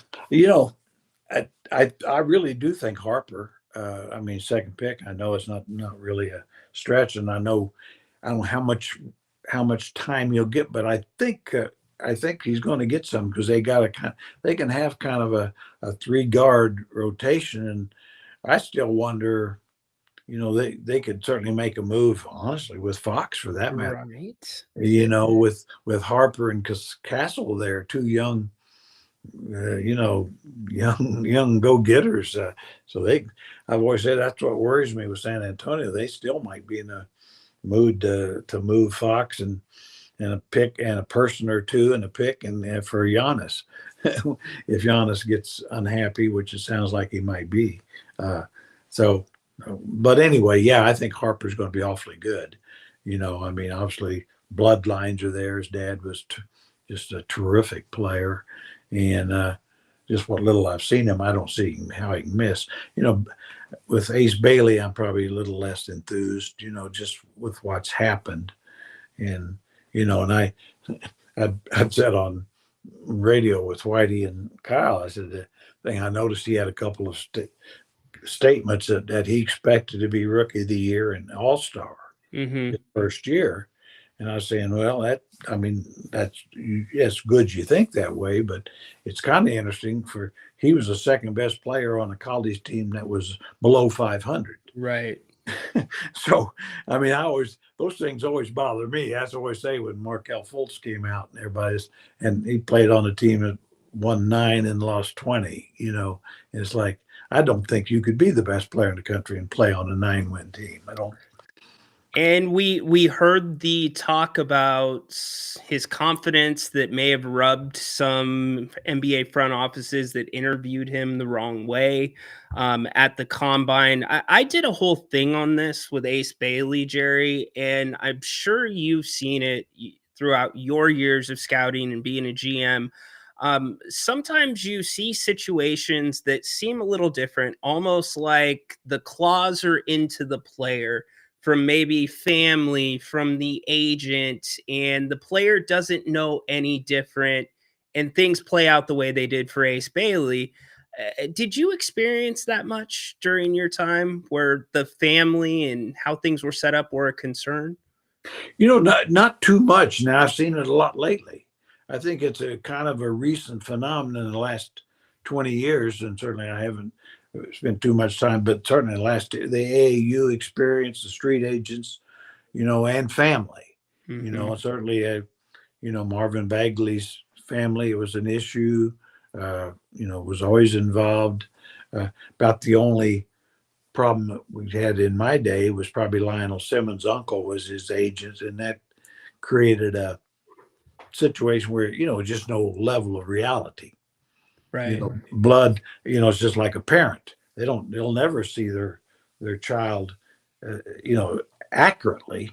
Right. They love them. I always used to tell college parents when I was in college, they'd say, "Well, my son's." I said, "Yes, you love your son, and I don't. I like him, but I like all the guys. I Right. can't.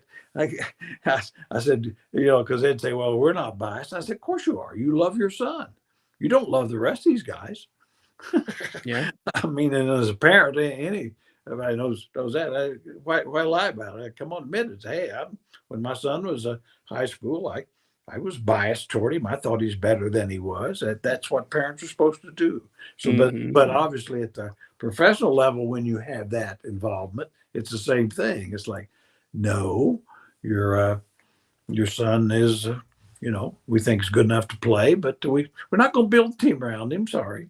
Yeah, yeah, it's a wake-up call for sure. I'm glad Ace came around, and, if anybody's gonna shock the system, it's probably gonna be Danny Ainge and Austin Ainge, Jer. Oh yeah, I think he like you say, I don't blame him as much as his so-called handlers or people that's got their tentacles into him. But I Yeah. think Danny Ainge and Austin and they'll have a little come to Jesus talk, and I think things will. And then plus, when he goes out there, if Collins is still there and Marketing and those guys, they'll kind of remind him it's a little tougher to play than you think it is. Yeah, that is an excellent point, Jer. I hope you have a wonderful 4th of July. Have a safe, drive back down the hill, and please give the weather a big thank you for, holding out on us. Yeah, I will. And hey, always great being with you and the fans. And hey, a little, we're going through a little, didn't get quite everything done that we wanted to see, but just if just try to be like myself, at least I think. I'll wait till October. Now, I may be pissed in October, but I'm not going to lie. If I don't see something different, I'm probably going to be a little pissed. But I'm going to try to have a little patience and see the summer league and see what plays out the rest of the summer, because I think there could very well be a couple of good moves yet. You don't wanna see a pissed off Jerry Reynolds. No, you don't. No, No. it's not a pretty sight. Not a No. pretty sight. No, and you definitely don't wanna see a pissed off Mrs. Reynolds, so I need to get you Oh, out. oh Lord, no, you don't. No, you You're the best, Jer. Again, have a great 4th of July. We'll talk to Well, you next week. you do the same, and you guys enjoy the fireworks. Just won't be me. All right, perfect. Drone shows for Jerry instead. All right, Jared, thank you. It's Jerry Reynolds Tuesday, let the good times roll. King's legend in the house, he's got the game on scroll. With endless coaching with Fun conversation. Always goes too quick with Jerry. There's so many things that I want to hit. I did want to get that Ace Bailey thing in because that was a big talk of the shows last week.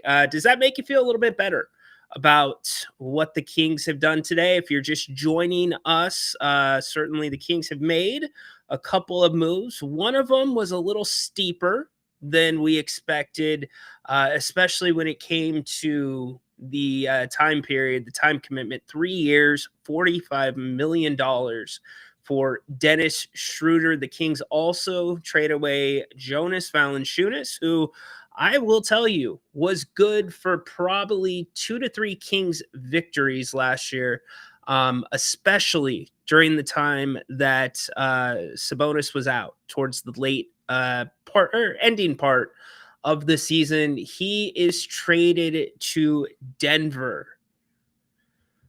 Tough trade there. We put the numbers up. It's hard. Dario Saric, he only played in 16 games last year, did not work out well with Denver. And if you don't work well with Jokic, are you going to work well with Sabonis? I mean, the season is not going to be won or lost with Saric, but I definitely think the impact of Valanciunas will be missed at what I think was a very, very fair contract.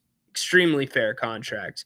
The Kings did sign another center per Shams, or at least there's reports that they are signing one. We'll throw that up for you right now. They are going to grab Drew Eubanks from the Clippers. My guess is, here's my guess at the center position, and Jerry and I kind of talked about it. Denver is stacked. And again, they were 1 game away from beating the Thunder in 7. I'm thinking, and one thing that I would take away from that conversation, I think he gave you a little bit more positives on Dennis Schroeder. You know, Jerry, he's not going to come out, and he didn't pull any punches either. He said, yeah, it's more of a U-turn from where we were at the draft, but I think the Kings are betting on these draft picks.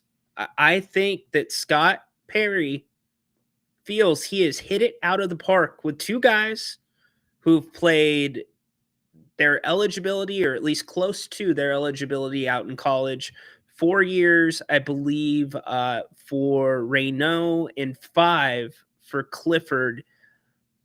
I think Scott Perry is looking to really push the young guys, which isn't going to be a bad thing when you think of a Keon Ellis, or not, Keon Ellis, not a bad thing, but a Keegan Murray. A lot of unknowns. And I saw some comments about, why the heck wouldn't you extend Keon Ellis? Well, the thought was, use that money somewhere else. Now, we didn't expect the money to be used, or at least I didn't expect the money to be used on Dennis Schroeder this early in free agency and at that steep of a price. If you're just joining the show, Dennis Schroeder joins this list of point guards that made $15 million or more last season, or going to this coming season. Steph Curry, Tyrese Halliburton, Luka, Trae Young, SGA, Ja Morant, De'Aaron Fox, Cade Cunningham, Darius Garland, LaMelo Ball, Kyrie Irving, Jalen Brunson, Jamal Murray, D'Angelo Russell, Mike Conley, Chris Paul, Drew Holiday, Anthony Simons, Terry Rozier, Malcolm Brogdon, and now welcome to the party, Dennis Schroeder. So some of those names are outliers in that group. He, to me, is one of them. Hopefully I'm wrong, but not just those 2 guys. It's the younger core. Yeah, there you go, Wilson. Yeah, it was Jeremy Lamb's call. Is Jeremy sitting here courtside with Vivek? Let me take a look at the picture. Is he in Celebrity Row? I don't see Jeremy in Celebrity Row. I do see Angeli, but not Jeremy. I think Jeremy is out of the picture. That's what I've heard. Angeli, no comment. She was in Stockton for the finals. Vivek did thank her for setting the Stockton Kings on that path. I think you're looking at trying to, and this is going to be the question that I ask. I think you're looking to add some veteran help to the roster, but at the end of the day, when we finish free agency, I will be very curious to see if we believe this Sacramento Kings bench is going to be better than last year or worse than last year.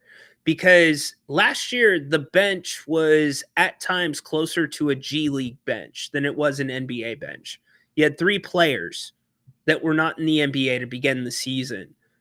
That's one thing I'm going to look for before Summer League starts. And then when you see Summer League, you're going to have better indication of what you might not have. You're not going to know until the season starts because they're not playing against, for the most part, NBA players. They're playing against guys that are at most going to be in the G League outside of your top, probably your first round guys. Those guys will be for sure playing a few of the second rounds, and then the rest are going to be two ways or maybe going to play overseas in Europe. So do we feel better if we get the Greek Freak? Not happening. You don't have anything that they would want to rebuild around. You can't just do Sabonis and rebuild around him. And in fact, if you're going to rebuild, they're going to want picks and picks and picks and picks. And you know who has the picks? San Antonio. Jerry mentioned them. They could certainly go get Giannis. And for me, Jerry kind of mentioned it. Jerry's been driving this train too.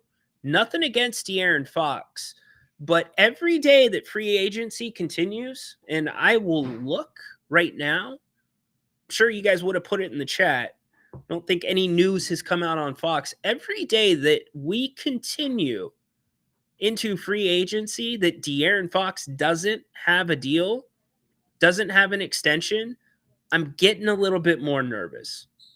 Dudes like that don't usually go into a year without an option on the end of it or an extension. So he could be very easily the odd man out in San Antonio when it comes to a Giannis trade. Even without a Giannis trade, it's going to be interesting to see. What will also be interesting and a lot of fun is joining Grant tonight, 8 o'clock. He'll be on talking about, look, I was spirited this first half of the show. I can only imagine how Napes is going to bring it tonight. Can't imagine he's going to be happy about Dennis Schroeder at $15 million a year for 3 years. Do you realize yesterday the entire talk, we started with this Monk talk, right? They're going to do a sign and trade for Schroeder and Monk, and it made no sense. It just didn't, even though it was reported by some different outlets. We talked about it. We didn't buy it. You couldn't get there. But then we still had a hard time getting our arms around Dennis Schroeder with the MLE, and that's just for 1 year. So 3 years now at a higher number. Very interested. I hope I eat crow. I hope I'm wrong. And ultimately, Jerry said this. I said, what are you thinking if you're Domantas Sabonis? Probably not great thoughts right now. That is the guy that I am turning to. I want to see what he thinks about what Scott Perry has done. I mean, Scott Perry has kind of put himself now on even ground. You have a really good draft and a really bad first 2 days of free agency, where the vision seemed a little bit more clear with the draft. You want guys that can possibly step on the court and play right away. You turned what likely would have been 2 second-round picks into a first-round pick when you needed bodies this year. That made sense. I like the Nick Clifford pick. I don't mind Maxime Reynolds. I think that's a decent pick. They both fell in line with Scott's direction, what he was selling. These latest moves, not so much. So we'll see what they do. Again, only 2 days into it. DeRozan, will he have a landing spot? Is anybody still open for business? It seems like the Western Conference has really, they already had a grip on the NBA, but the talent The depth is overwhelming in the Western Conference right now. So if I'm Scott Perry, maybe I'm picking up the phone and I'm hitting up some of those Eastern Conference teams that think they are on the brink, might be a move away. Could DeRozan be a fit in Milwaukee? I get that they just had to clear room for Miles Turner. Could that work if that makes Giannis happy? I don't know. Scott Perry, front office, they get paid the big bucks. They've got to figure that out. But that would be a crucial turning point if you are able to move DeRozan and get some more depth. Joseph says, let's not overestimate the draft. I'm not overestimating the draft. I was explaining Scott Perry had a good draft. His moves were sound and they were in line with what he was looking for. And he explained that. Guys that were experienced in college, that had gotten better from year to year. I liked what he had to say. And he talked about what he wanted for this team. And I'm thinking, okay, if that's what you're looking for in free agency, I get it. These moves, the first couple days, have not really been in line with that. So now I think it's left a lot of us confused. And the one worry that I had was losing some of your younger guards that you don't know about yet. And that's the wild card. Jerry and I talked about it. You've got Scott Perry judging this talent at a crossroads. With the exception of Devin Carter, you're looking at Keon Ellis, who's a couple of years in. You're looking at Keegan Murray, who's going to be going into year 4. And Scott Perry's had eyes on these guys for what, 3 months? So it's going to be interesting to see what they do. What will not be interesting, it's going to be fun, though. Join Grant. No, it'll be very interesting. 8 o'clock tonight. He will take you through the rest of the day. Big thanks to Jerry for joining us, as he always does on Wednesday or on Tuesdays. Big thanks also. Oh, by the way, if you want to catch Grant, here's the schedule, because we do know that 4th of July is Friday. Grant and I will be doing shows tomorrow. I am going to do a show on Thursday. Tomorrow will be Grant's last show until the 4th of July weekend is over. So make sure you get in tonight with him. It'll be a lot of fun. We'll be here. Give us a big thumbs up if you wouldn't mind. And again, big thanks to Jerry Reynolds. Thanks to Bennett Westside Grill for hooking it up today and sponsoring the King's Court. Go to Bennett'sRestaurants.com to learn more about that 3 locations here in the greater Sacramento area. Keep your eyes on the screen. Hopefully the Kings are not done. A little bit awkward right now, but could all change. One big move away. Who knows? What's the direction? Maybe we find out before Grant's show at 8. We will see you tomorrow. Thanks for tuning into the King's Court. If you missed any of the show, you can always download it on Apple, Spotify, anywhere you find your podcast. You can also rewatch on the channel. Make it a good one, folks. Go Kings. Light the beam. Court's dismissed. Some stories to share. Order When you at the talk court. shit, birds and Kings basketball, you better be there. Jerry Reynolds, Tuesday's the place to be. Basketball magic, it's a sight to see. Chicken and dumplings on his plate with a side of laughter. It's a